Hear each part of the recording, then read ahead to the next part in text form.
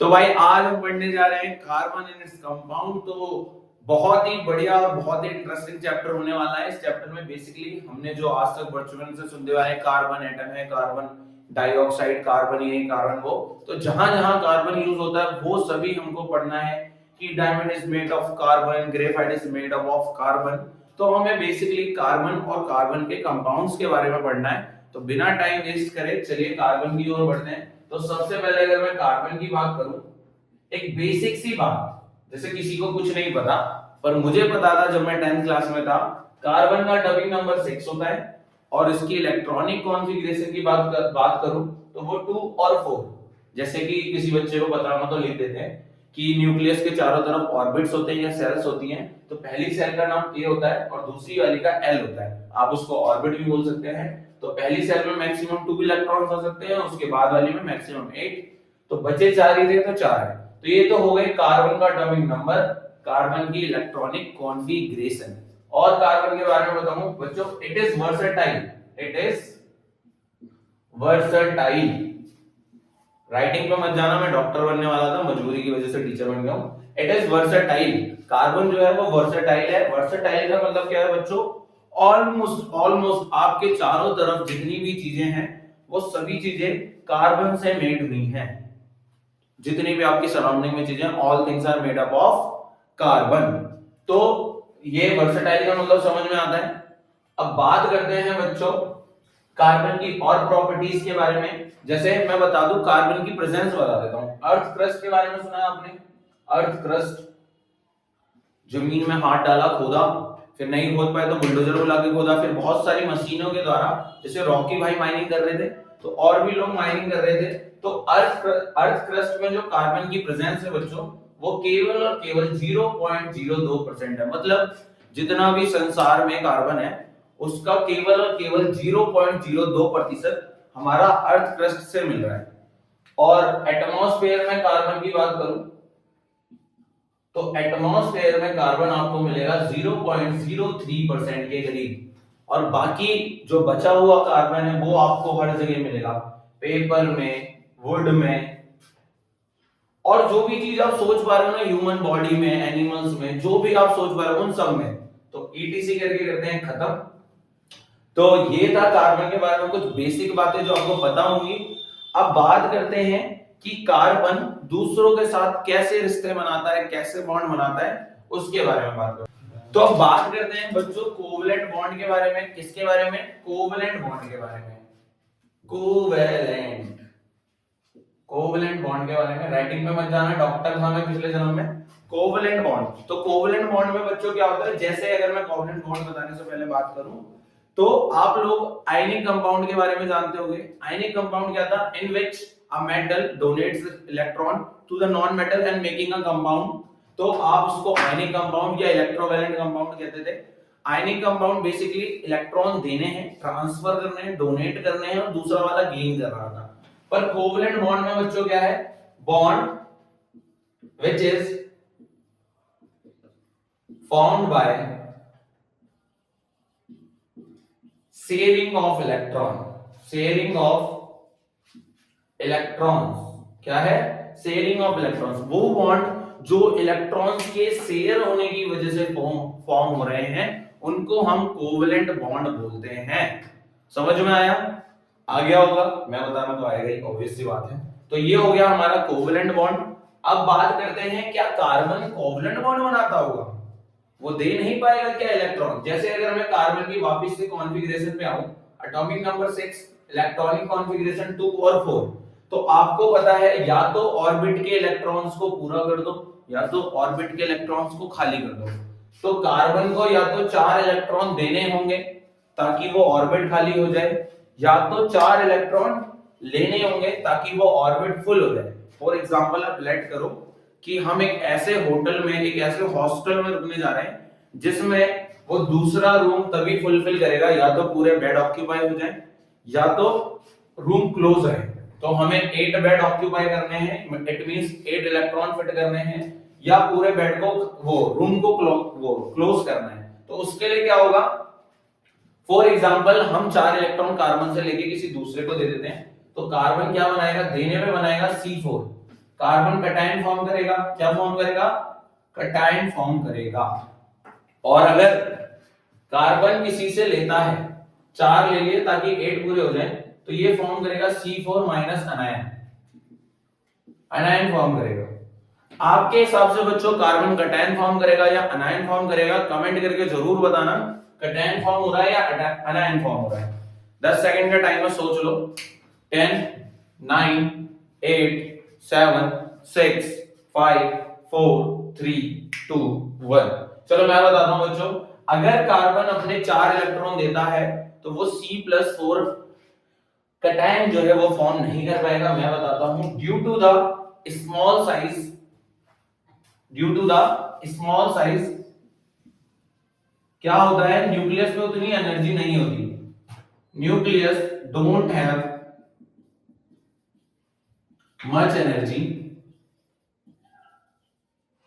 Nucleus में बच्चों इतनी एनर्जी ही नहीं है, much energy to lose 4 electrons, to lose 4 electrons. इतनी एनर्जी ही नहीं है कार्बन के न्यूक्लियस के पास कि वो 4 इलेक्ट्रॉन्स दे सके। अब बात करते हैं लेने की, तो due to the small size,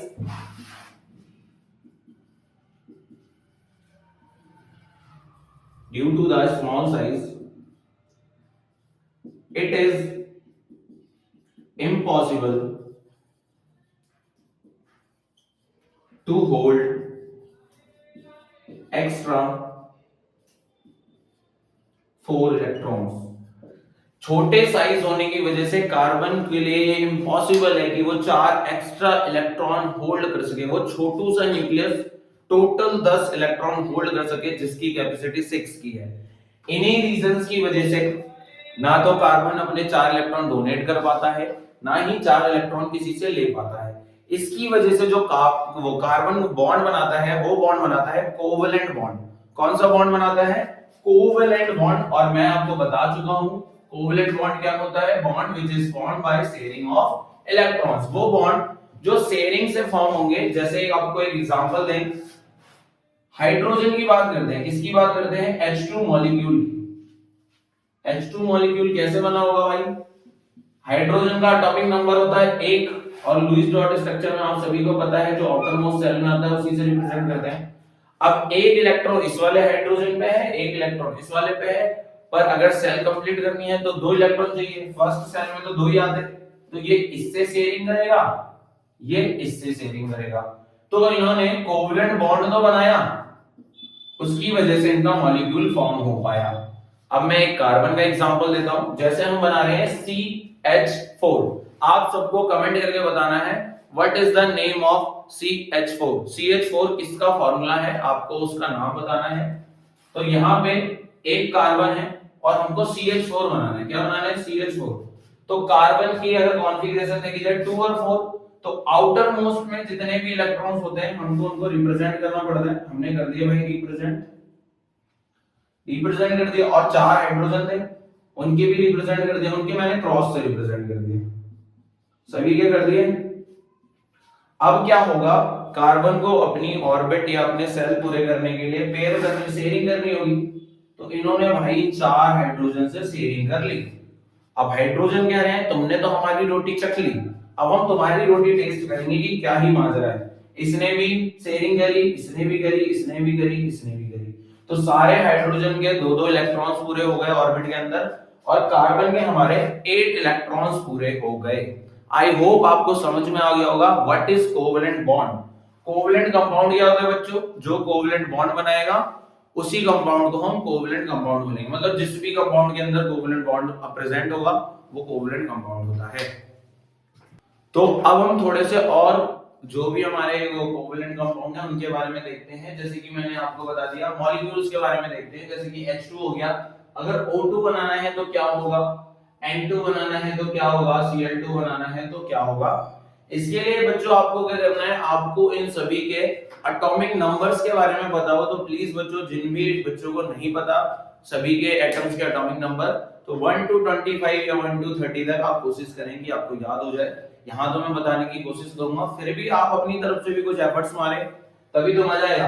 तो जैसे O2 बनाना है हमको, क्या बनाना है, O2 मॉलिक्यूल बनाना है, तो ऑक्सीजन का एटॉमिक नंबर 8 होता है, कॉन्फ़िगरेशन 2 और 6। इसका मतलब है ऑक्सीजन के आउटर मोस्ट में 6 इलेक्ट्रॉन आते हैं, तो हमें 6 रिप्रेजेंट करके दिखाने हैं। कितने रिप्रेजेंट करके दिखाने हैं, 6। तो भाई 6 यहां पे भी रिप्रेजेंट करने पड़ेंगे। O2 तो तभी बनेगा O2 मॉलिक्यूल जब 2 ऑक्सीजन आएंगे, कंपाउंड या मॉलिक्यूल तो तभी बनेगा ना जब एक से ज्यादा होंगे। तो इसके 8 पूरे कराने, तो ये इन दो से शेयरिंग करेगा, इसके 8 पूरे कराने, तो ये इन दो से शेयरिंग करेगा।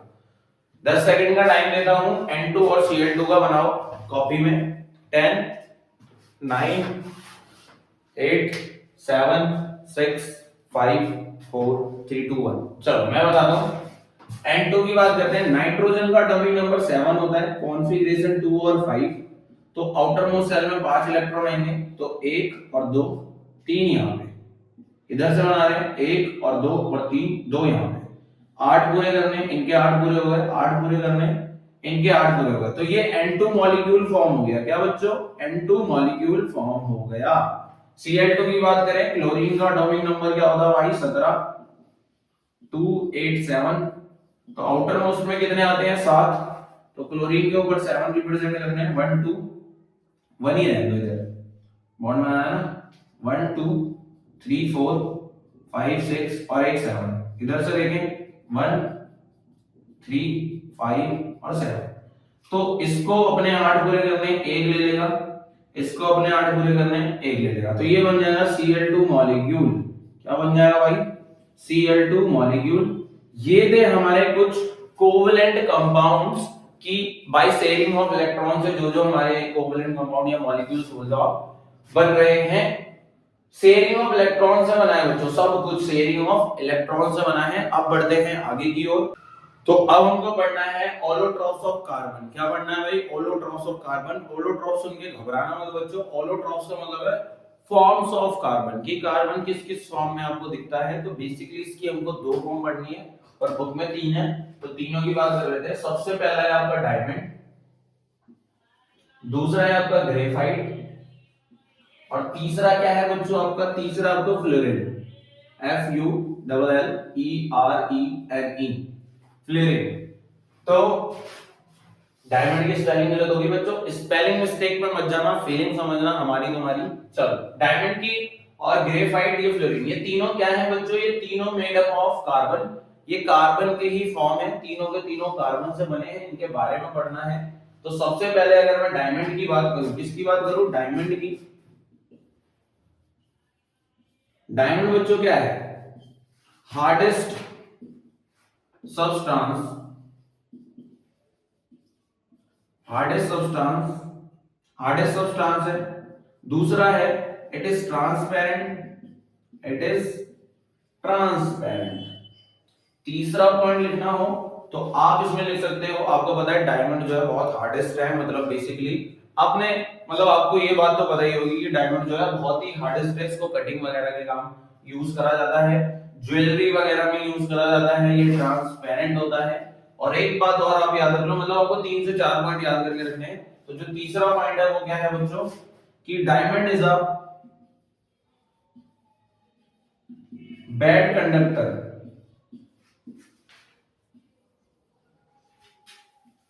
Of electricity.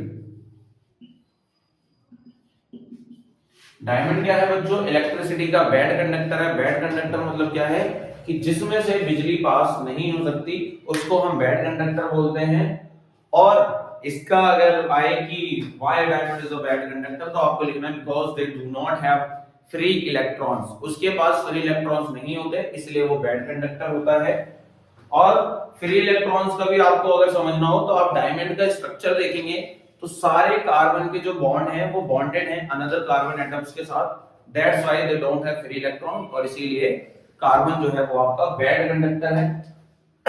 अगर ग्रेफाइट की बात करें, विजुअल, अगर ग्रेफाइट की बात करें तो ग्रेफाइट में क्या है बच्चों, soft and slippery, soft and slippery substance. और क्या है, इट इज ओपेक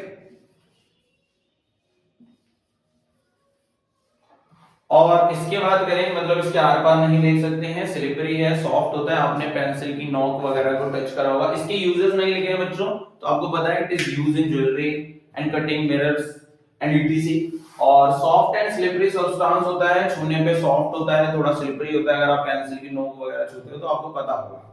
और इट इज ओपेक, इसमें क्या होता है कि आप उसके आर पार नहीं देख सकते। तीसरा पॉइंट लिखें जो मेन पॉइंट है, इट इज गुड कंडक्टर। क्या है भाई? Good conductor. किसके लिए? इलेक्ट्रिसिटी के लिए। Good conductor of electricity.